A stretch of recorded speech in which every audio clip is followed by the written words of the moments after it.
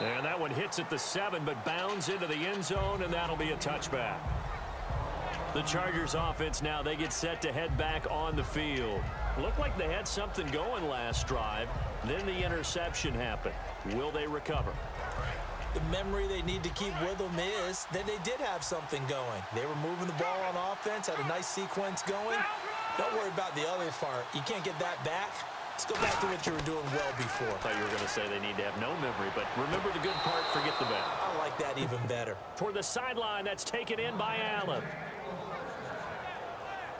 Well, how about keeping your head about you in this situation? No more timeouts. Finds a way to get out of bounds.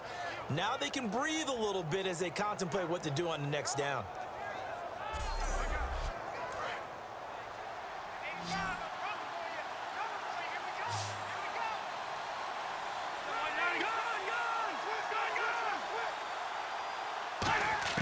Back to throw. This is Gordon on the dump off.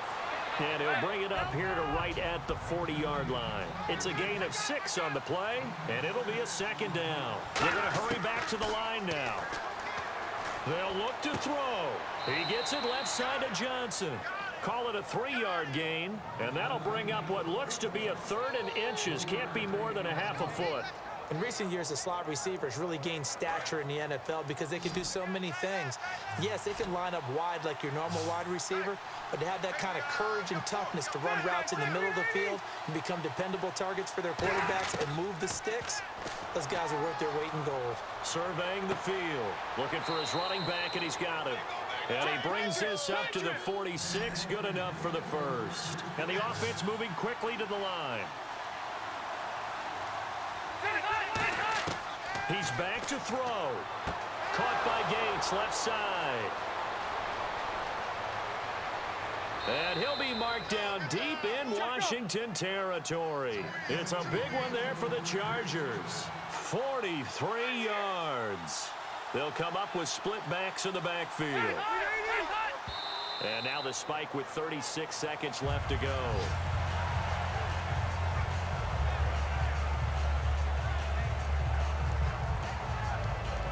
And on 2nd and 10 now.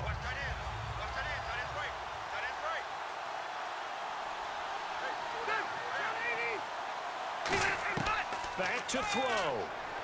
That is caught at the 7-yard line.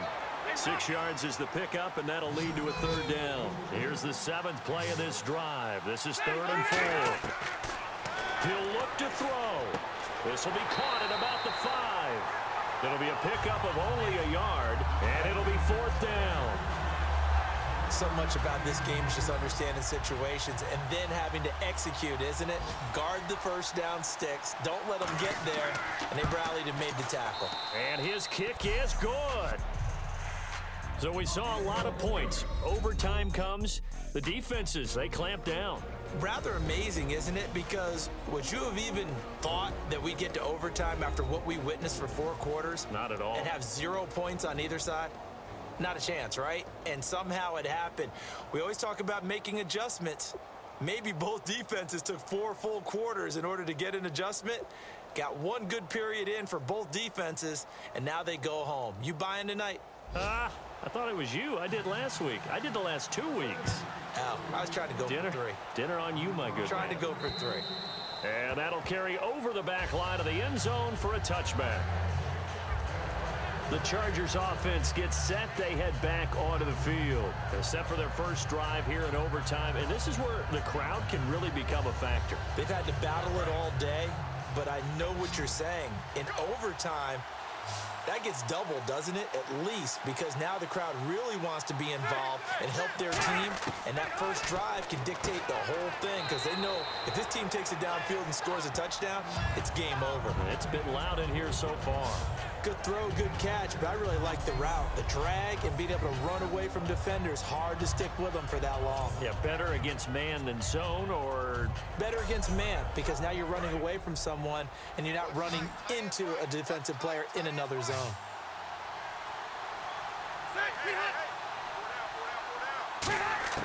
Second down, Rivers. Oh, there's that man again. It's complete. And he'll be brought down shy of the 40 at the 38-yard line. 7 yards there on the pickup, and the Chargers are going to have a first down. Partner, it's a lot of fun watching the NFL now, isn't it? Because when the big fella runs routes, it used to be when we were kids, he'd run about 3 different routes, and that was it. Now he can run anything and catch the balls we just saw there. Another toe for Gordon. He's been busy this afternoon. It's a loss of a yard there, and now second down. Hey, a lot of points have been scored in this game, but what a nice play by the defense. Stepping up on that one, maybe they'll get things going in their direction after a play like that. So now 11 yards to go for this offensive unit. It's second down.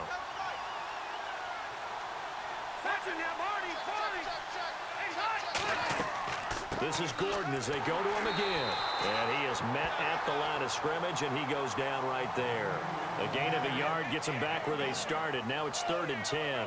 Well, I think we know by now that every run is not going to be broken and get all the way to the end zone. These short ones still have their value. You can still set up your play action and throw the football. You control the clock because you have the ball and they don't. And off of the physicality, he sets the tempo for the game. And he'll be hit from behind and taken down. Ryan Kerrigan coming in to drop him for a loss of 8, and it'll be 4th down. Okay, was it a breakdown in protection? Did the running back not pick him up? What does it really matter? Sometimes it's just a great play made by the defense. Big-time sack.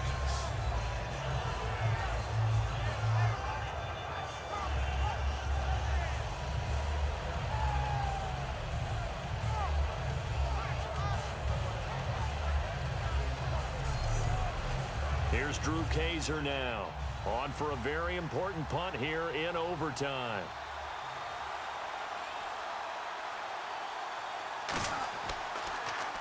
Averaging over 50 yards a punt so far as this one's away. Fair catch called. It's taken in right at the 20-yard line. So a change of possession here on the punt. And the Redskins will take possession with a 1st and 10. A look at Washington as they come onto the field. Their defense did its job, got the stop. All they need is 3, and this is over. Couldn't have done much else other than score themselves and end it. But they turned it back over to him, and now all they need is a field goal to win the game. An excellent job by the defense. Can the offense finish things off? Yeah, part 1 is done, now part 2. That's going to go as a loss of a yard, and it'll be second down. Partner, I think there's a lesson there. Some days you're just having a really tough time, and for the defense, today has been that day. But after that play, what do you learn? You can still make plays even when the other guy's having success against you. Double tight, guys, double tight. 3 down.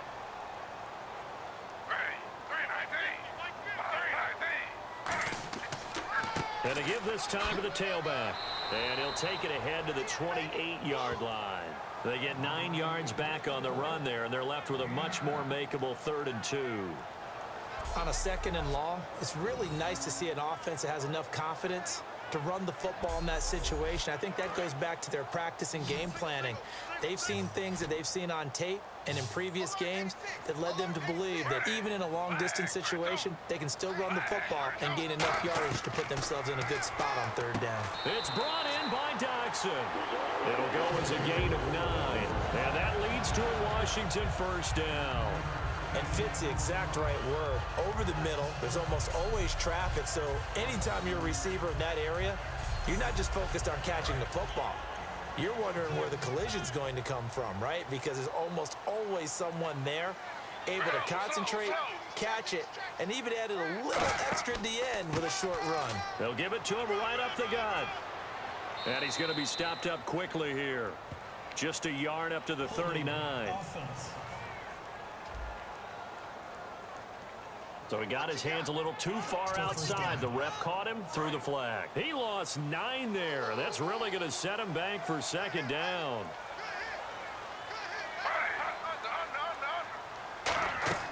Out of the gun, Griffin. Caught on the right side, Reed. And he'll be brought down shy of the 40 at the 38-yard line. And he's the epitome of what we call the move tight end. A guy that you can line up anywhere. In the slot, out wide, in tight. Doesn't really matter because he has such great skills. You want to utilize him in all aspects of your passing offense. And there he was in the slot for the catch. And they'll go on the ground. And he's got some space here. And he'll get it out a couple yards shy of midfield at the 48. A nice pick up there, 10 yards, and it'll move the sticks. Really good, skillful, tough running throughout this contest. Picked up first down after first down. He's got to have a nickname, doesn't he? How about the human first down machine? I think that fits. So the offense lining up 1st and 10.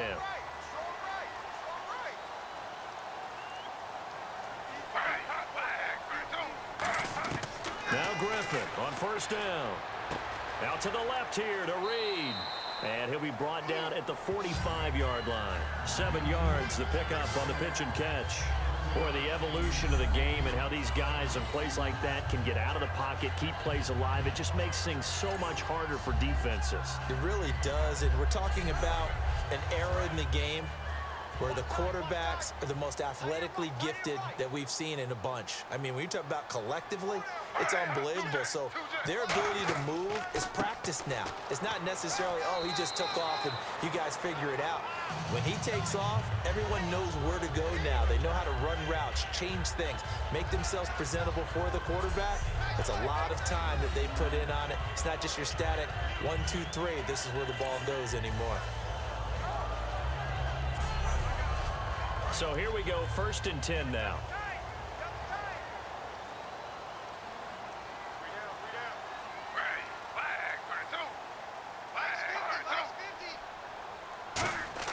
On 1st down, Griffin. And the tip there altered the ball flight, and it falls incomplete. It'll be 2nd down. You got to give some credit. They're able to hop up in the air and bat that one away. And that's frustrating for an offensive lineman because the only recourse is when he goes in the air to try and give him some type of a pop or a shove, hoping to bring his arms down.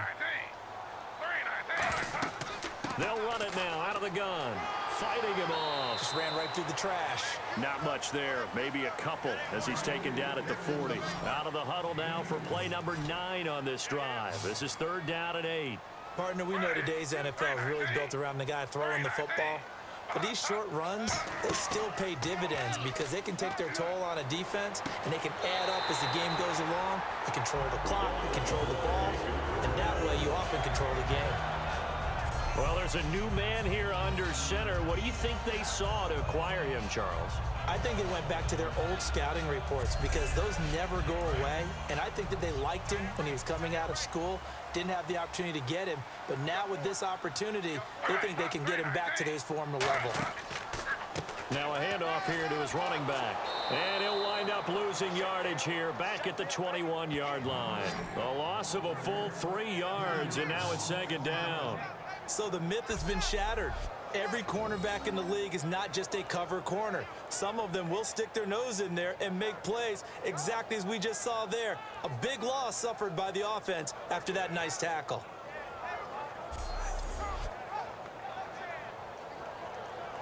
And now for the offense, this is play number 11 here on this drive. They come up in an offset eye. Now Griffin on 2nd down. This one complete to his fullback out of the backfield.